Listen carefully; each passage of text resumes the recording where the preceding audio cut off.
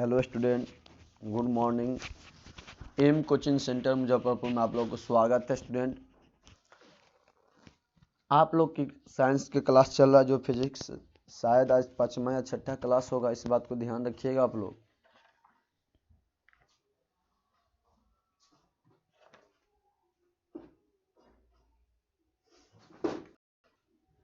कल जो पढ़े थे उसको रिवीजन करते हुए इससे आगे हम लोग चलेंगे। तो कल पढ़े थे हम लोग गोलीय से दर्पण संबंधित बातों को चले थे, चर्चा की गई थी आप लोगों को कल।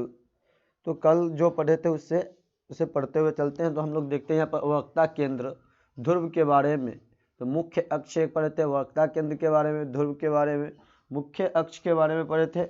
मुख्य अक्ष के बाद हम लोग पढ़े थे वक्रता दर्पण का द्वारक, उसके बाद वक्रता त्रिज्या को पढ़े थे। तो देखिएगा, वक्रता केंद्र गोलीय दर्पण जिस खोखले गोले का एक भाग होता है, उस गोले के केंद्र को हम क्या कहते हैं? दर्पण के वक्रता केंद्र कहते हैं। इसका चर्चा कल किया गया था। इसे हमेशा सी से सूचित किया जाता है। इसे हमेशा किससे सूचित किया जाता है? तो सी से सूचित किया जाता है वक्रता केंद्र को। याद रखिएगा, ध्रुव की चर्चा की जाए तो गोलीय दर्पण के ज्यामितीय केंद्र को दर्पण का क्या कहते हैं? ध्रुव कहते हैं। ध्रुव को किससे सूचित किया जाता है? पी से सूचित किया जाता है। किससे सूचित किया जाता है? पी से सूचित किया जाता है। किसको? ध्रुव को पी से सूचित किया जाता है। ध्रुव दर्पण के सतह मध्य बिंदु को ध्रुव कहा जाता है। और दर्पण के सतह के मध्य बिंदु को क्या कहा जाता है? ध्रुव कहा जाता है। मुख्य अक्ष दर्पण के ध्रुव और वक्रता केंद्र को मिलाने वाली रेखा को क्या कहा जाता है? दर्पण का मुख्य अक्ष या प्रधान अक्ष कहा जाता है। यानी मुख्य अक्ष दर्पण के ध्रुव और वक्रता केंद्र के मिलाने वाली रेखा को हम क्या कहते हैं? दर्पण का मुख्य अक्ष या प्रधान अक्ष कहते हैं। अब देखेंगे मुख्य अक्ष, इसमें मुख्य अक्ष कौन हो गया? देखिए, मुख्य अक्ष की चर्चा जीव करिए। यहाँ पर ध्रुव, जो पॉइंट सी क्या हो गया? ध्रुव हो गया। ये पॉइंट, ये आपका क्या हो गया? पोल हो गया। यहाँ पर देखिएगा, सबसे पहले आप लोग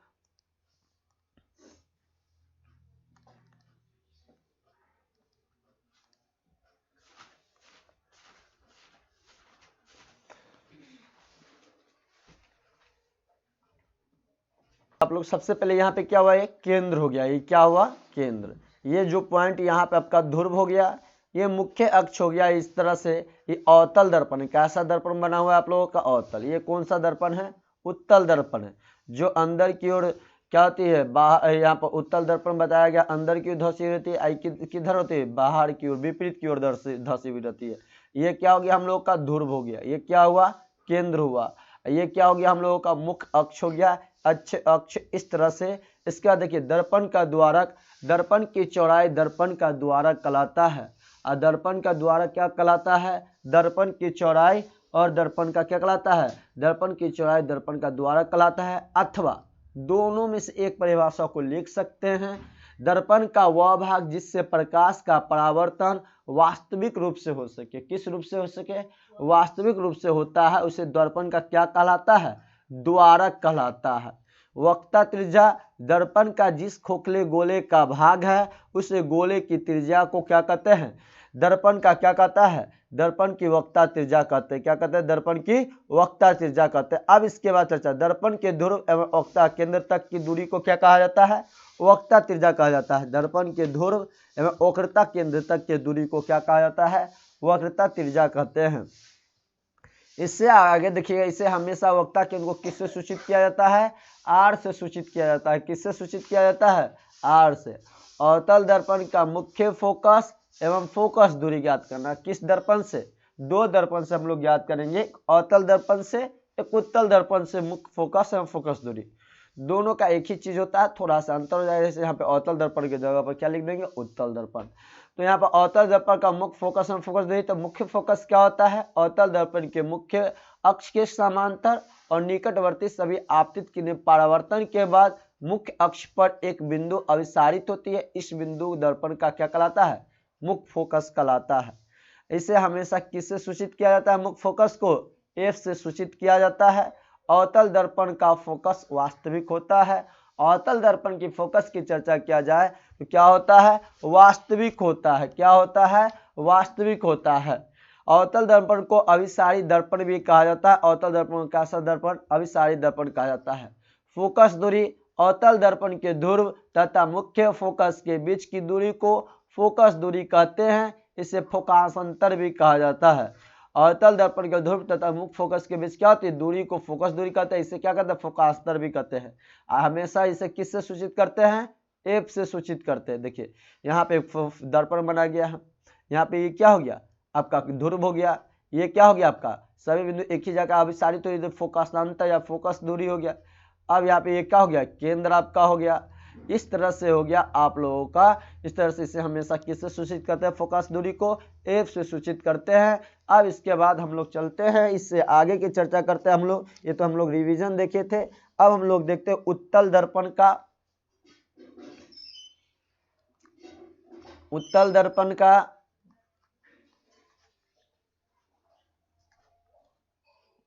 मुख्य फोकस एवं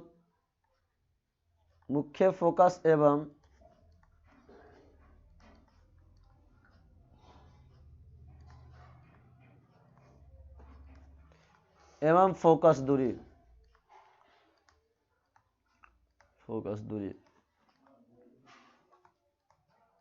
फोकस दूरी। अब इसकी चर्चा किया जाएगा, उत्तल दर्पण का मुख्य फोकस एवं फोकस दूरी। तो आप देखिए जब इसकी चर्चा किया जा रहा है आप लोगों को, तो सबसे पहले आप लोग समझिएगा इस सवाल में एक पॉइंट पे कि जब मुख्य अक्ष के समांतर और निकटवर्ती किरणें उत्तल दर्पण पर पड़ती, किस दर्पण पर, उत्तल दर्पण पर पड़ती। जब मुख्य अक्ष के समांतर और निकट किरणवर्ती किरणें किस दर्पण पर पड़ेंगे, उत्तल दर्पण पर पड़ती है, तो परावर्तित सभी किरणें मुख्य अक्ष पर एक बिंदु से आती हुई प्रतीत होती है। उस बिंदु को क्या कहते हैं, उत्तल दर्पण का मुख्य फोकस कहते हैं। ऐसे मुख्य फोकस को प्राय किससे सूचित किया जाता है, एफ से सूचित किया जाता है। किससे सूचित किया जाता है, एफ से सूचित किया जाता है। मुख्य फोकस को हमेशा किससे सूचित किया जाता है, एफ से सूचित किया जाता है, आप लोगों को पता है। उत्तल दर्पण का फोकस हमेशा क्या बनता है, काल्पनिक बनता है। अवतल दर्पण का फोकस हमेशा क्या बनता है, वास्तविक बनता है। क्या बनता है, वास्तविक। अवतल दर्पण का फोकस वास्तविक होता है ना। तो उत्तल दर्पण का फोकस कैसा होगा, काल्पनिक होगा। उत्तल दर्पण का फोकस कैसा होता है, काल्पनिक होता है। उत्तल दर्पण का फोकस काल्पनिक होता है। उत्तल दर्पण का फोकस काल्पनिक होता है।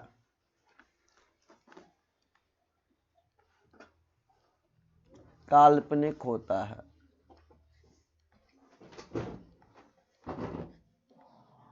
काल्पनिक होता है। उत्तल दर्पण का फोकस कैसा होता है, काल्पनिक होता है। अब इसके बाद हम लोग देखेंगे उत्तल दर्पण का फोकस कैसी होती है, काल्पनिक। अब इसके बाद देखिएगा आप लोग, अब इसे उत्तल दर्पण का फोकस काल्पनिक, उत्तल दर्पण का फोकस दर्पण के पीछे स्थित होता है। एक पॉइंट याद रखिएगा, उत्तल दर्पण का फोकस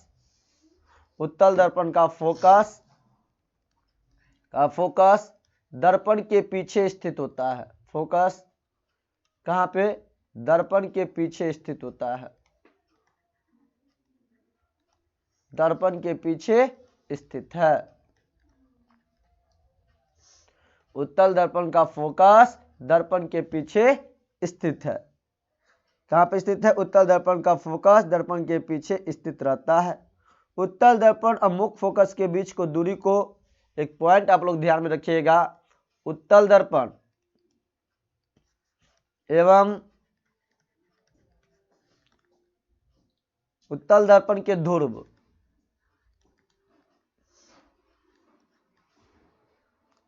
एवं मुख्य फोकस के बीच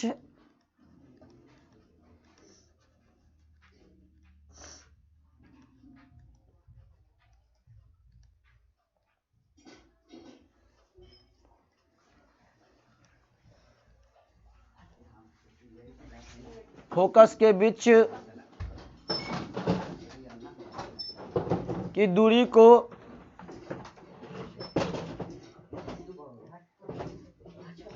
फोकस दूरी कहते हैं।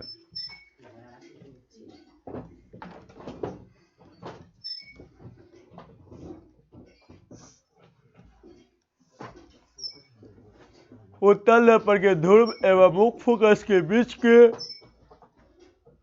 दूरी को क्या कहते हैं, फोकस दूरी कहते हैं।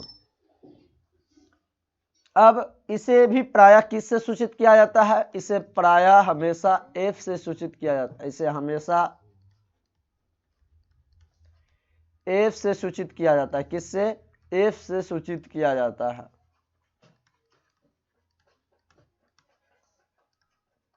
किया जाता है। इसे हमेशा किससे सूचित किया जाता है? F से सूचित किया जाता है। तो अब देखिए फिगर के हिसाब से समझने का कोशिश कीजिएगा आप लोग कि यहाँ पे कौन सा फोकस दूरी हुआ। तो ये एक अवतल दर्पण बन रहा, उत्तल दर्पण बन रहा है। कौन सा दर्पण? उत्तल दर्पण है। कौन सा दर्पण? उत्तल दर्पण बन रहा है।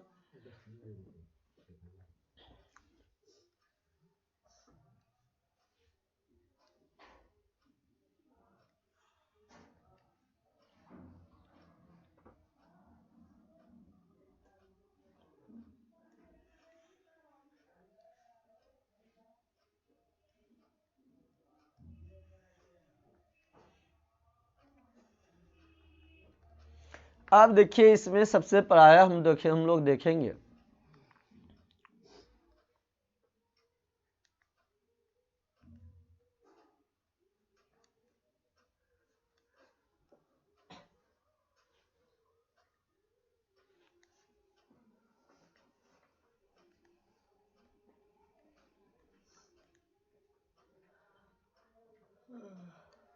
इस साइड को ही जा रहा है, इस बात को ध्यान में रखिएगा।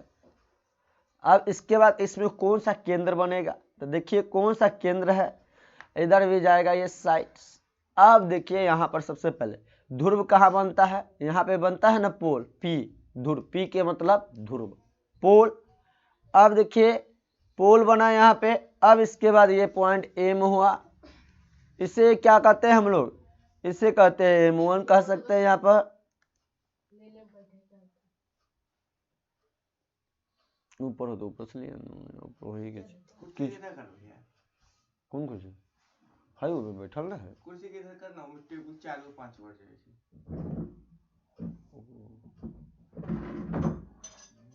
कुर्सी लाइन में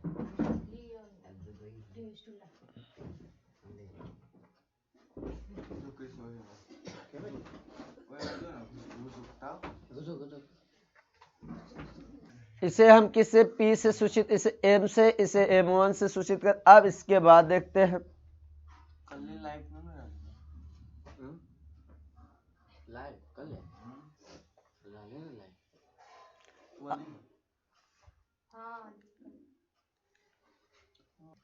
रिकॉर्डिंग डाला लाइव में, बहुत परेशानी। अब इसके बाद हम लोग देखते हैं यहाँ पे, तो यहाँ पे M1 ये मेरा क्या हो गया? पोल, ध्रुव हो गया। अब केंद्र हम लोग का यहीं से एक बिंदु अविसारित होती हुई जाएगी। इस केंद्र से देखिएगा, एक तो यहाँ से आएगा बिंदु हम लोगों का अविसारित होते हुए इस केंद्र। अब देखिए एक यहाँ से जाएगा। अब इसके बाद हम लोग देखते हैं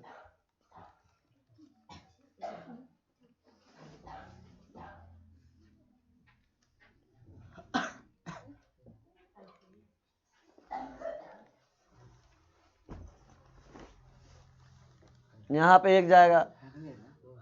अब एक आप लोग को यहां से जाएगा यहां से। तो ये जो सारा बिंदु एक ही पॉइंट पे आके मिला ना, तो ये क्या कहलाएगा? ये सेंटर कहला गया। क्या कहलाया? सेंटर या केंद्र कहते हैं। क्या कहते हैं? सेंटर या केंद्र कहते हैं। इसे क्या कहते हैं? सेंटर या केंद्र कहते हैं। अब जब सेंटर या केंद्र कहते हैं इसे, अब ये देखिए यहाँ पे फोकास्तांतर होगा। ये टोटल क्या हो गया? फोकास्तांतर होगा। केंद्र कहाँ पे होगा? यहाँ पे केंद्र बनेगा। सभी फोकास्तांतर कहाँ पे? EF से फोकास्तांतर दूरी हो गया। ये टोटल दूरी हो गया फोकास्तांतर। यहाँ पे केंद्र बनेगा इसके आगे। अब देखिए ये फोकस दूरी, टोटल यहाँ से मेरा क्या बन गया? ये फोकस दूरी, ये फोकस दूरी। और ये अब जब ये क्या बन गया? नीचे ये केंद्र हो गया, ये क्या हो गया? ध्रुव हो गया। तो इस तरह से हम लोग का बनता है और उत्तल दर्पण। अवतल दर्पण में इसी तरह से बनेगा, लेकिन उल्टा फिगर बन जाता है। इस बात को ध्यान में रखिएगा, इधर से बनेगा। लेकिन सब बातें उनमें देखिए P है, F है, C है, सेम चीज है, लेकिन बना कैसे? उल्टा करके बनता है। थोड़ा सा यही रखिएगा बात ध्यान में दोनों। अब इसके बाद हम लोग चलते हैं गोलीय दर्पण फोकस दूरी उसकी वक्रता त्रिज्या में संबंध की चर्चा करते हैं। किसका संबंध की? देखिए एक बात को ध्यान में रखिएगा, गोलीय दर्पण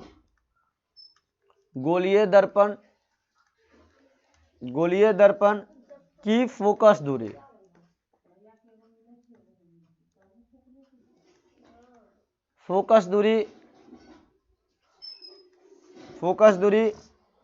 और उसकी वक्रता त्रिज्या का संबंध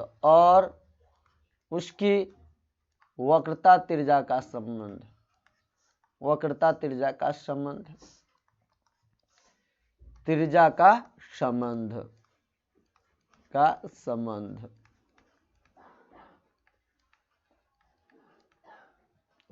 गोलीय दर्पण की फोकस दूरी और उसकी वक्रता त्रिज्या का संबंध की चर्चा कीजिएगा। आप लोग देखिएगा यहाँ पे, तो गोलीय दर्पण फोकस दूरी की वक्रता त्रिज्या क्या होती है? आधी होती है। जो गोलीय दर्पण होती है, गोलीय दर्पण, एक पॉइंट को याद रखिएगा, गोलीय दर्पण के ध्रुव तथा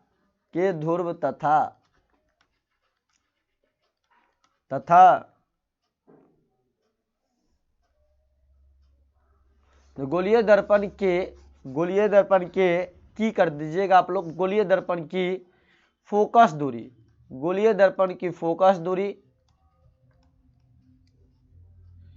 एवं वक्रता त्रिज्या की आधी होती है। एवं फोकस दूरी वक्रता त्रिज्या के क्या होती है?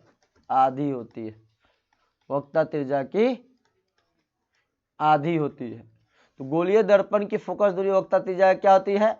आधी होती है। तो देखिए यहाँ से फोकस दूरी, गोलीय दर्पण की फोकस दूरी सूत्र बन जाता है। यहाँ से फोकस दूरी का क्या सूत्र बन जाएगा? क्या कहता है? त्रिज्या की आधी होती है। त्रिज्या को किससे सूचित करते हैं? r से, तो r का आधा r/2। अब फोकस दूरी को किससे सूचित करते हैं? f से। किससे सूचित करते हैं? f से। तो जब f से सूचित करते हैं तो क्या हो जाएगा? f बराबर r/2। यही सूत्र हम लोग का बन गया। क्या चीज का सूत्र? फोकस दूरी का सूत्र बन गया। इस बात को आप लोग ध्यान रखिएगा कि फोकस दूरी बराबर क्या होता है? r/2, f = r/2। इस तरह से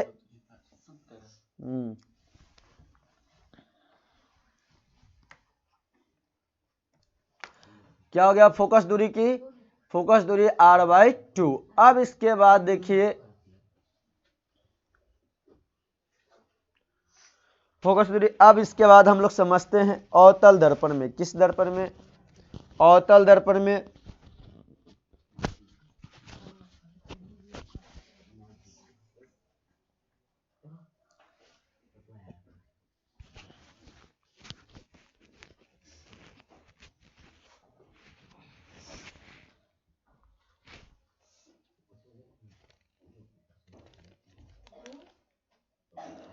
इस तरह से आप लोग का यहाँ पे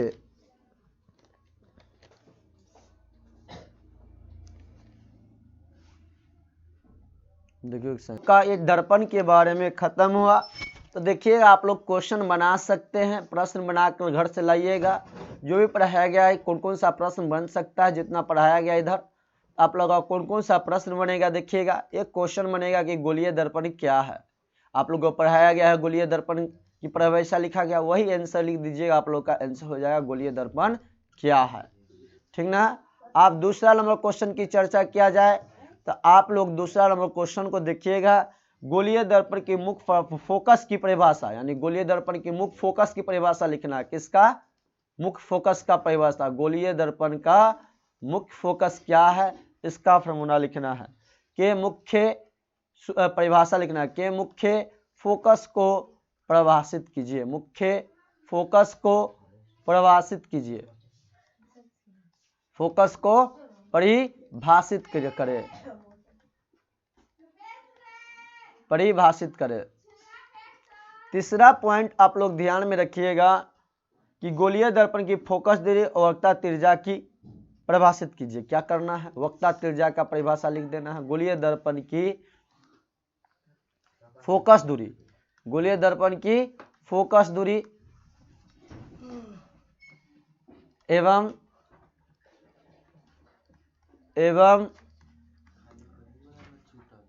वक्रता त्रिज्या को लिखे। किसका लिखे? वक्रता त्रिज्या को परिभाषित करे, त्रिज्या को परिभाषित करे।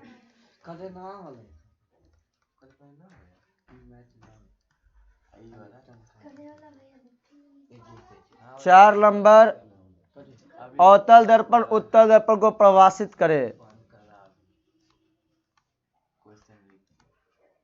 अवतल दर्पण एवं उत्तल दर्पण को परिभाषित करे।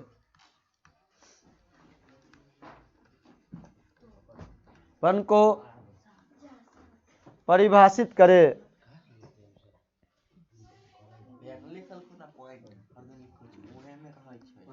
परिभाषित करे, इस बात को लिखिएगा आप लोग।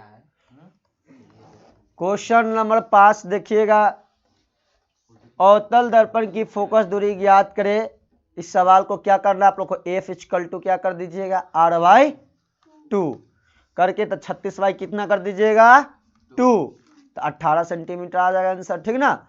अवतल दर्पण की फोकस दूरी ज्ञात करे। हाँ, फोकस दूरी ज्ञात करे।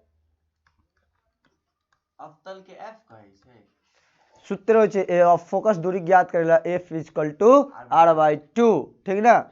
ज्ञात करे यदि इसकी उसकी वक्रता त्रिज्या कितना दिया गया है? यदि उसका वक्रता त्रिज्या कितना दिया गया है? 36 सेंटीमीटर। कितना सेंटीमीटर? 36 सेंटीमीटर हो। 6 नंबर देखिएगा, क्वेश्चन क्या है आप लोग का प्रश्न? 6 नंबर प्रश्न है, यदि उत्तल दर्पण उत्तल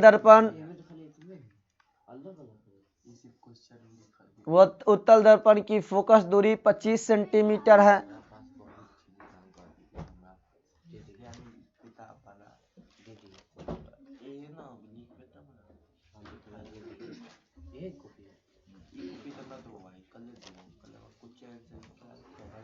देखिए फोकस दूरी इक्वल टू कितना दिया गया? 25 सेंटीमीटर है। बात ना कर दे, 25 सेंटीमीटर है तो उसकी वक्रता त्रिज्या क्या निकाले? तो उसका वक्रता त्रिज्या, तो उसका वक्रता त्रिज्या निकाले। तो इस सवाल को हम आप लोग को बता देते हैं, सेम है सवाल लेकिन बता दे। वक्रता त्रिज्या निकाले, देखिए त्रिज्या निकाले तो फोकस दूरी कितना है, किस तरह से बनाइए? पहले लिख देंगे फोकस दूरी।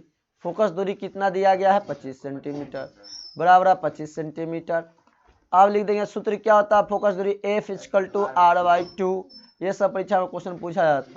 F का मान 25 तो 25 बट्टे r/2 तो r/2 कैचिया गुना कर देंगे। 25 दूनी 50, r इक्वल टू कितना आ गया?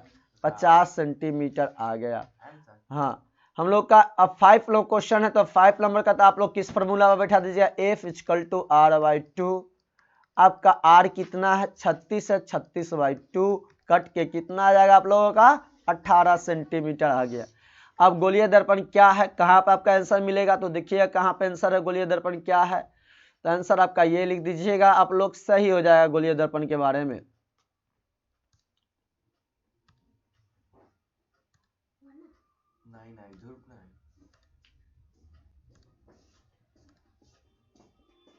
ये वाला आंसर आप लोग लिखिएगा, यहां से यहां तक गोलीय दर्पण आपका हो जाएगा, ठीक ना। या आप लोग ये 2 लाइन के और लिख सकते हैं, आपका मन है तो यहां से यहां तक लिख दीजिएगा, ठीक ना। यहां से लेकर यहां से लिखिए, जिस दर्पण की परावर्तक सतह किसी खोखले गोले का एक भाग है, कोई भाग को हो, उसे गोलीय दर्पण कहलाता है। गोलीय दर्पण हमेशा कांच के एक टुकड़े को रंजित कर सकते हैं, कर बनाया जाता है। आपका पहला का आंसर हो गया। प्रकार ना लिखवाई ना प्रकार नहीं लिखना हम लोग गोली। क्वेश्चन में कि प्रकार लिखी तब लिखल जाए। अब इसके बाद दूसरा बात, गोलीय दर्पण के मुख्य फोकस को परिभाषित करें। दूसरा क्वेश्चन आप लोग का था। दूसरा क्वेश्चन आप लोग देखिए क्या क्वेश्चन है आप लोगों का। यहाँ पे गोलीय दर्पण के मुख्य फोकस को परिभाषित करें। तो इसका पर कहाँ पर मिलेगा मुख्य फोकस? देखेंगे किस में? गोलीय दर्पण में। तो हम लोग चलते हैं गोलीय दर्पण कहाँ पड़े, तो वहीं पर चलते हैं, वहीं पर आंसर है सबका।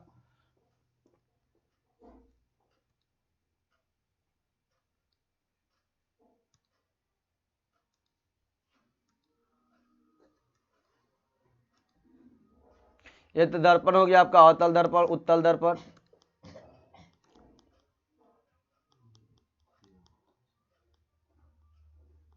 यहाँ पे आपको लोग का आंसर होगा, यहाँ पे देखिए यहाँ पर गोलीय दर्पण से संबंधित विभिन्न पद है, तो वक्ता केंद्र और किसका मुख अक्ष। मुख अक्ष की बात किया गया कि मुख फोकस की बात किया गया है। तीसरा गोलीय दर्पण मुख फोकस की, तो मुख फोकस अक्ष है, वक्ता त्रिज्या है, मुख्य फोकस।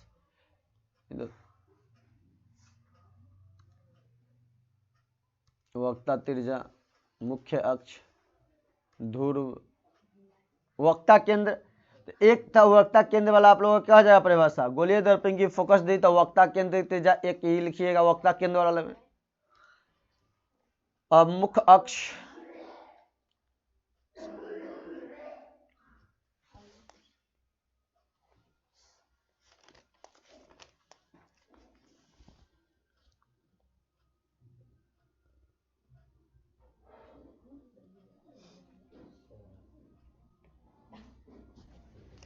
मुख्य फोकस में आप लोग क्या लिख दीजिएगा, मुख्य फोकस में ये फॉर्मूला आप लोग के लिए बात लिख दीजिएगा, मुख्य फोकस में ये वाला, ठीक ना, यहाँ से यहाँ तक। इसके बाद अब मुख्य फोकस के बाद आ गया किसका बात किया गया था आप लोगों का, इसके बाद क्वेश्चन था अवतल दर्पण उत्तल दर्पण को गोलीय दर्पण की फोकस दूरी, तो फोकस दूरी वाला में फोकस दूरी का परिभाषा लिख दीजिएगा। अब क्या है इसके बाद वक्ता केंद्र में तो किसका, इसका लिख दीजिएगा, वक्ता केंद्र वक्ता त्रिज्या पूछा गया है, तो वक्ता त्रिज्या देखिएगा यहाँ पे वक्ता त्रिज्या, तो ये वाला लिख दीजिएगा, ठीक ना। अब इसके बाद हम लोग चलते हैं अवतल दर्पण उत्तल दर्पण को परिभाषित करें। क्वेश्चन नंबर आपका 4 था अवतल दर्पण उत्तल दर्पण, तो देखिए अवतल दर्पण और उत्तल दर्पण दोनों को लिख दीजिएगा, अवतल दर्पण ये उत्तल दर्पण दोनों का लिख दीजिए। नोट है तो नोट करके ऐसे नहीं लिखिएगा, इसी में अवतल दर्पण वाला पूरा लिख दीजिएगा, इसी में उत्तल दर्पण वाले में नोट करके नहीं, समझाने के लिए लिखा तो लिखिएगा अवतल दर्पण, जिस लिखिएगा अवतल दर्पण को परिभाषित करना है। अवतल दर्पण को तो जिस दर्पण की परावर्तक सतह धंसी रहती है अर्थात केंद्र की ओर रहती है उसे हम क्या कहते हैं, अवतल दर्पण कहते हैं। अवतल दर्पण को ही अभिसारी दर्पण कहते हैं, इस बात को ध्यान में रखिएगा आप लोग। और जिस दर्पण की परावर्तक सतह उभरी रहती है अर्थात जिस केंद्र की विपरीत दिशा में रहती है उसे हम क्या कहते हैं, उत्तल दर्पण कहते हैं। उत्तल दर्पण को हम क्या कहते हैं, अपसारी दर्पण कहते हैं। इस तरह से आप लोग ध्यान में रखिएगा। अपसारी या अपसारी बहुत फेमस बात ना, याद रखिएगा। अब इसके बाद हम लोग कल पढ़ेंगे अवतल दर्पण द्वारा प्रतिबिंब प्राप्त करने के नियम।